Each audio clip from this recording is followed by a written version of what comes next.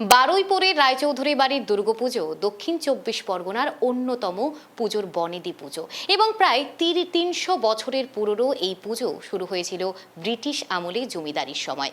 মহালয়ার পরদিন থেকেই পুজো শুরু হয়। সপ্তমী অষ্টমীতে পাঠা বলি, নবমীতে কুমড়ো বলি হয়, দশমীতে রূপোর পাখা ও ঝাড় নিয়ে প্রতিমা বিসর্জন দেওয়া হয়।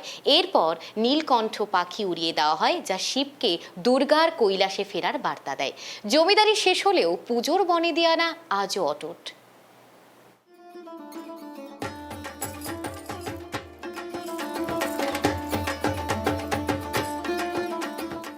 ইতিমধ্যে দক্ষিণ চব্বিশ পরগনা জেলার বারুইপুর এলাকার রায়চৌধুরী পরিবার, জমিদার নেই, জমিদারি প্রথাও নেই, পড়ে রয়েছে ভগ্নাদেশ। কিন্তু এখনো পর্যন্ত এই রায়চৌধুরী পরিবারের যে দুর্গা উৎসব হয় সেটা ঘিরে মানুষের উৎসাহ উদ্দীপনার শেষ নেই। পুজোর শেষে অর্থাৎ বিসর্জনের শেষে নীলকণ্ঠ পাখি ওড়াবার প্রথা কিন্তু এখনো পর্যন্ত রয়েছে এই জমিদারি ফ্যামিলিতে। কারণ এদের যে ধারণা ছিল ৩০০ বছর আগে যে জমিদারি প্রথায় যে দুর্গাপূজা শুরু হয়েছিল, ধারণা ছিল নীলকণ্ঠ পাখি উড়িয়ে দিলে বিসর্জনের শেষে গেসিপকে খবর দেয় মা দুর্গা বাড়িতে আসছে, আর সেই প্রথা মেনেই কিন্তু এখন দুর্গাপূজা চলছে। আমরা এই যে রায়চৌধুরী পরিবার রয়েছে, পরিবারের সদস্যের সঙ্গে কথা বলে জানতে পেরেছি এখনো পর্যন্ত কিন্তু নীলকণ্ঠ পাখি বন দপ্তরের নির্দেশে ধরা বন্ধ রয়েছে। কিন্তু প্রথা মানার জন্য কিছুক্ষণের সময়ও বা একদিন আগে থেকে নীলকণ্ঠ পাখি কোথাও থেকে জোগাড় অবশ্যই করতে হয়, এবং এমনকি নীলকণ্ঠ পাখিকে যে উড়িয়ে দেওয়া হয় সেটা কিন্তু বন দপ্তরের সামনে উড়িয়ে দেওয়া হয় এবং সেটা চলে যায়, সেটা আর ফিরে আসে না বা তার ধরা হয় না।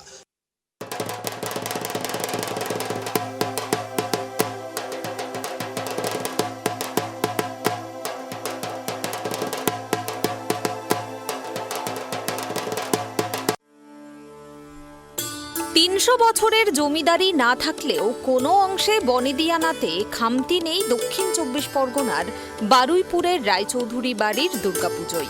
এই জেলার অন্যতম পুরানো দুর্গাপুজো এটি। একসময় জেলার বাবুদের বাড়ির পুজো বলতে এই পুজোটিকেই সকলে জানত। ৩০০ বছরের বেশি সময় ধরে এই পুজো চলছে বারুইপুরের রায়চৌধুরী বাড়িতে। ব্রিটিশ শাসক লর্ড কর্নওয়ালিসের সময়ে এই এলাকায় জমিদারির পতন হয় রায়চৌধুরীদের, আর সেই থেকেই শুরু হওয়া দুর্গাপুজোর নিজস্ব জৌলুস নিয়ে আজও অমলিন। সরকারিভাবে নীলকণ্ঠ পাখি ধরা ও দুর্গা ঠাকুর বিসর্জনের পর তা ওড়ানোর ওপর নিষেধাজ্ঞা থাকলেও এটাই প্রধান বিশেষত্ব এই বনেদি বাড়ির পুজোর। দশমীতে বিসর্জনের পর নীলকণ্ঠ পাখি ওড়ালে সে গিয়ে কৈলাসে ভগবান শিবকে খবর দেবে মা দুর্গা মর্ত ছেড়ে কৈলাসের উদ্দেশ্যে রওনা দিয়েছেন। এই বিশ্বাস থেকে আজও বিসর্জনের পর বারুইপুরের আদি গঙ্গার সদাব্রত ঘাট থেকে নীলকণ্ঠ পাখি উড়িয়ে আসছেন বারুইপুরের এই আদি জমিদার রায়চৌধুরীরা। তবে গত বছর পাখি পাওয়া যায়নি বলে ওড়ানো হয়নি, কিন্তু এবার পাখি পাওয়া গেলে সেই পুরনো রীতি মেনেই ওড়ানো হবে নীলকণ্ঠকে, দাবি রায়চৌধুরীদের। দুর্গাপূজা প্রায় ৩০০ বছরের বেশি ধরে পূজা, কি নিয়ম রয়েছে? আমাদের ৩০০ বছর আমরা সবাই বাইরে থাকি, কিন্তু ৩০০ বছরের পুরনো পুজো বলে আমরা সব বাইরে থেকে এই পুজোর দিনটাতে চলে আসি, এবং এই ৩০০ বছরের যে আমাদের ঐতিহ্যবাহী পুজো তাতে আমাদের সবাই বাইরে থেকে এসে পুজোটাতে আমরা সবাই অংশগ্রহণ করি। এবং এই পুজোতে কি হয়, আমাদের একদম বিসর্জনের শেষে নীলকণ্ঠ পাখি উড়িয়ে এই পুজোটা শেষ করা হয়, এবং এই নীলকণ্ঠ পাখিটা ধরা কিন্তু নিষিদ্ধ। তবু আমরা এটা বন দপ্তরকে সাপোর্ট রেখে বন দপ্তরকে জানিয়ে বন দপ্তরের উপস্থিতিতে আমরা এই কাজটা সম্পন্ন করে থাকি। এছাড়াও এই পুজোর অন্যতম বিশেষত্ব হল মহালয়ার পরদিন অর্থাৎ প্রতিপদ থেকেই শুরু হয়ে যায় দেবীর আরাধনা। এখনো সপ্তমী ও অষ্টমীতে পাঠা বলি হয়, নবমীতে হয় আখ ও চাল কুমড়োর বলি। আমাদের এই দুর্গাপুজো ৩৫০ বছরের, ৩৫০ বছর, এবং এই পুজো আমাদের ৩৫০ বছরের। এবং এই পূজা যখন আমাদের জমিদারির যারা প্রথম কর্তারা ছিলেন তারাই প্রথম স্টার্ট করেন, এবং সেই থেকে এখনো পর্যন্ত আমাদের রায়চৌধুরী বাড়িতে পুজো করে আসছি। জমিদারির সময় যেরকম বিরাট হতো, তখন জমিদারি চলে গেছে, কিন্তু এখনো সেই সিস্টেমটা সবসময় আমি পালন করে যাই। এবং আমাদের দুর্গাপুজো অ্যাকচুয়াল স্টার্ট হয়ে মহালয়ের পরের দিন থেকে, প্রতিপদ থেকে, এবং প্রতিপদ থেকে হলো এবং সপ্তমী অষ্টমী নবমী 3 দিনই আমাদের এখানে ছাগ বলি হয়, তারপর কুমড়ো বলি, আখ বলি, যা সিস্টেম জমিদারির সময় যে সিস্টেম ছিল সেই সিস্টেমেই চলে আসছে। আগে আমাদের এখানে আমরাও দেখেছি, মানে ছোটবেলায় মনে যেটুকু, যে প্রায় 1.5 মণ 2 মণের নৈবেদ্য হতো, বড় বড় বারকোষে সমস্ত তামার বারকোষে হতো। এখন ততটা হয় না, কিন্তু এই সিস্টেমটা বা সেই তামার বারকোষ ফারকোষ সবই আছে।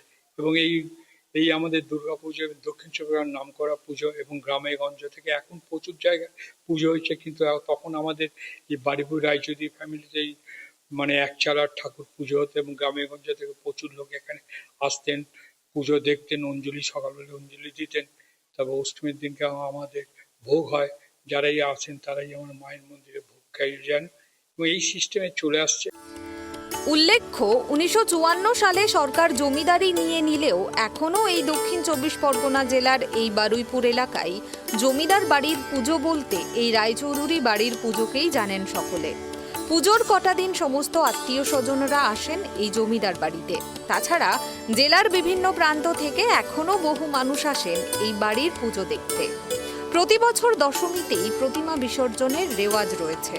তবে এলাকার মধ্যে এই রায়চৌধুরীদের বাড়ির ঠাকুর প্রথম বিসর্জন দেওয়া হলে তারপর একের পর এক বাকি পুজোগুলির প্রতিমা বিসর্জন দেওয়া হয়। রূপোর পাখা দিয়ে দুর্গাকে হাওয়া দিতে দিতে এবং রূপোর ঝাড়ু দিয়ে রাস্তা পরিষ্কার করতে করতে বিসর্জন দিতে নিয়ে যাওয়া হয় এই বাড়ির দুর্গা প্রতিমাকে। বহুদিন ধরে এই রীতি চলে আসছে। দশমীর দিনকে সিঁদুর খেলায় বাড়ির সব মেয়েরা, যারা সব আমাদের বেশিরভাগ লোক বাইরে থাকে, কিন্তু দুর্গাপুজোর সময় সবই তার পৈতৃক বাড়িতে, দেশের বাড়িতে চলে আসেন, এবং আমরা সব একসঙ্গে হয়, মানে হুল্লোড় করি, এইভাবেই চালিয়ে যাচ্ছি। এবং তারপর দশমীর দিনকে তো সিঁদুর খেলা, তারপর আমাদের ঠাকুর বিসর্জন হয় বিকেলবেলা, মানে প্রসেশন করে। আগেকার দিনে যেমন হচ্ছে রূপোর ছাতা, চামর টামর নিয়ে এবং ঢোল বাজিয়ে বা মানে ভেপুপো বাজিয়ে সমস্ত প্রসেশন করে ঠাকুরদের 40 জন বাহক তারা কাঁধে করে নিয়ে যান এদের সদাব্রত ঘাটে। তারপর সদাব্রত ঘাটে আমাদের বিসর্জন, আমাদের ঠাকুর হবে। তারপর যে কটা ঠাকুর বিসর্জনের জন্য আসেন ঘাটে, তাদের বিসর্জনের পর আমি হচ্ছে নীলকণ্ঠ পাখি ছাড়ি, এবং এটা হচ্ছে সরকারের বারণ আছে, তা সত্ত্বেও ছাড়ি, যাতে নীতি ঐতিহ্য মেনে আমরা প্রশাসনের কিছুটা পরামর্শ নিয়ে ছাড়ি, বলে স্বর্গে গিয়ে শিবকে খবর দেয়। এইভাবে আমরা পুজো চালিয়ে আসছি, চালিয়ে যাবো যতদিন থাকবে। পুজো শুরুর দিন থেকেই নিজেদের বনেদিয়ানা মতোই সমস্ত নিয়ম নীতি ও নির্ঘণ্ট মেনে চলে এই পুজো। শুধু দুর্গাপুজো নয়, বাঙালির 12 মাসে 13 পার্বণের সবকটিই পালিত হয় রায়চৌধুরী বাড়ি। 300 বছরের বেশি সময় ধরে যে পূজা চলছে, আজও তার রীতি নীতি নিয়ম কানুন এখনো চলে আসছে। এখন দেখার এই রায়চৌধুরী বাড়ির আগামী দিনের যে দুর্গা পূজা রয়েছে, শারদীয় উৎসব, তার কতটা ভালোভাবে কাটে, পূজা কিভাবে সম্পন্ন হয়। দক্ষিণ চব্বিশ পরগনা থেকে গোপাল শীল, ট্রাইব টিভি।